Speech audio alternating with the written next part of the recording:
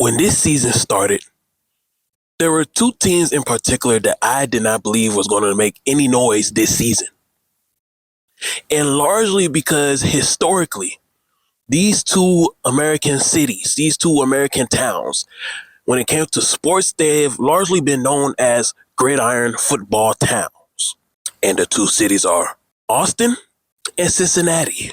Both of these teams have far exceeded my expectations. I didn't think that any of these two teams were going to make the playoff, FC Cincy and Austin FC. So to see both teams overcome the odds is very impressive. And not only have they overcome the odds, they are serious contenders. Like, they are a serious threat to the top teams in their conferences.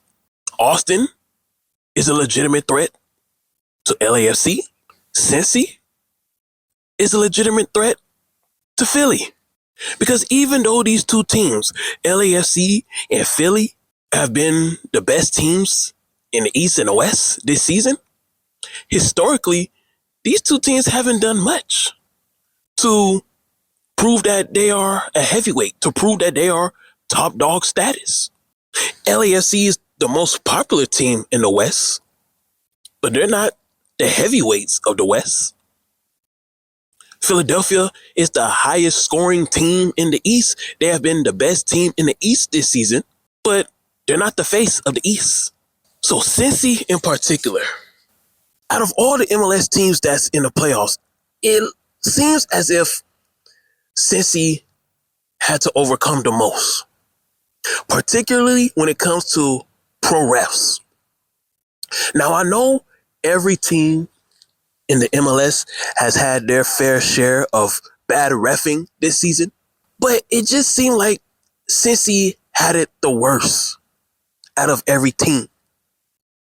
And that's why at some point in the middle of the season, or actually late in the season, I suggested that Cincy should take a visit to the VAR studios in Atlanta in the offseason, regardless of how the season ended.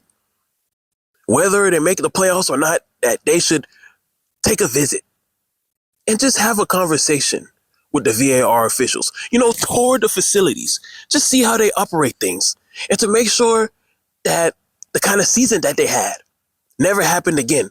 Because the way FC Cincy's games were poorly reffed this season, Cincy truly could have missed the playoff, and they could have been the only team in the MLS that had a legitimate excuse of saying the referees caused us to miss the playoffs. Despite that, they're still in. And because of that, Cincinnati's head coach should be a major candidate for Coach of the Year because of that alone, based on that alone. Now, he's probably not going to win it, but when it comes to like comeback team of the year or comeback coach of the year, if that's an award in the MLS, comeback coach of the year, Cincinnati head coach should be at the top, of course, along with Austin. And Cincinnati being in the playoffs makes Columbus elimination from the playoff look even worse, because the odds were stacked against Cincy much more than Columbus. Cincy didn't go out and bring in a high-level player through the summer transfer window because they didn't need to. Brandon Vasquez and the guys, they did a good job. So as we sit down on Monday and we just think of a word to describe Cincinnati's season, the word that comes to my head is tenacious. Do you remember that NYCFC game earlier this season? And it just seemed like the referees was trying everything in their power to make NYCFC win against Cincy. Okay, so enough about the reffing. Cincy in general. This team been in the MLS for about 4 seasons now, and they have grown tremendously. Another word that can be used to describe this team this season, growth. They have outgrown Columbus. Yes, in a short period of time, they have outgrown the Columbus Crew. The Columbus Crew, they needed to get a guy like Cucho Hernandez from Europe for their team to play better, which is nothing wrong with that. It's a good thing. But Cincy didn't have to do that. Cincy built their core and they relied on that core, and it's that same core that's taking them into the playoffs.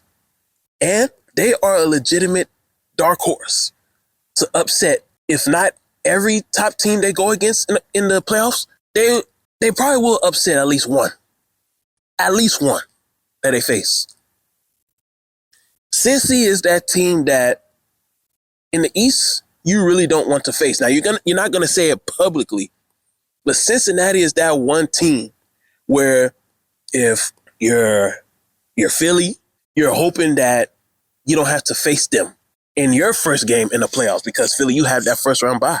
Cincinnati is that team where if you're coming off a bye as a top seed, you don't want to face that kind of team because if they win their first game with the amount of skill and talent they have, they're definitely going to play much better in that second game because they'll have a lot of momentum. Cincy can be what NYCFC was last season. Now remember, during the regular season in 2021, NYCFC didn't really come across as a dominant team. They were an average middle of the pack team. Now Cincinnati, they were a middle of the pack team this season, but they definitely wasn't average. Whenever you watch a Cincinnati highlight or a Cincinnati game live, the thought that go in your head like, this team look like they can be dangerous. This team really look like they can be dangerous someday. And NYCFC, the thing that caused them to stand out so much in the playoffs last year was they were just scrappy. They were just scrappy. They were just always trying to beat you. They were just scrappy. And that's what this year's Cincinnati team is. They're scrappy, but they're more talented than last year's NYCFC team. Because NYCFC wasn't scoring the way that Cincinnati is scoring this year. And as a matter of fact, NYCFC is still not scoring the way Cincy is scoring. And as another matter of fact, it's a possibility that Cincy and NYCFC can face each other in the second round. I got Cincy beating the Red Bulls. I have Cincy beating the Red Bulls. And if I had to put money on it, I'm taking NYCFC over Miami. I believe Gonzalo Higuain is retired. He said he was going to retire at the end of the regular season, so I don't believe he's playing in the playoffs. However, Leo Campana is back. But it looked like NYCFC is getting it together, and because NYCFC has more playoff experience than this year's Miami team, or just the Miami team in general, that veteran experience of playing in the playoffs is going to help put NYCFC over Miami, which means we are going to see a NYCFC Cincinnati second round playoff, and that is going to be must-see TV. Hey, if Cincinnati can get through the defending champs, they could be a strong favorite to take out Philly if Philly makes it to the Eastern Conference Finals. But Cincy is the dark horse. There are a lot of people's dark horse to make it to the MLS Cup and represent the East in the MLS Cup Championship. And based on how well they played this year, based on how tenacious they played this year, based on how they were able to still find ways to win games despite of so much adversity, it's possible. It's possible. Even though Cincy is a fifth seed, we know they're better than the Red Bulls. They played better than the Red Bulls this year. And arguably, at some parts of the season, they have played better than NYCFC. But because of poor refereeing is the reason why Cincy is a fifth seed. Cincy should be a top 3 seed. They play better than the Red Bulls, and they play better than NYCFC from start to finish. I'm talking about from the beginning of the season to the end of the season. They have. So it's playoff time, and since you're in. It's a new season. So seedings is good for home field advantage, but you're not defined by your seed. And Cincy knows that. So we're going to see how Cincy performs this year in the playoffs. We're just going to see. Because Cincy is tenacious. Because Cincy, they're scrappy. Because Cincy, they play to win the game. They're not like Columbus. They don't play to tie the game. Columbus, why are you sitting at home this year in the playoffs? Take notes. Watch Cincy. The best team in Ohio, the best MLS team in Ohio this year. Take notes for Cincy. They don't play to tie the game. They play to win the game. Take notes from them. Columbus. Cincy is a lot of people's dark horse to make it to the MLS Cup Championship, and it's deservingly so.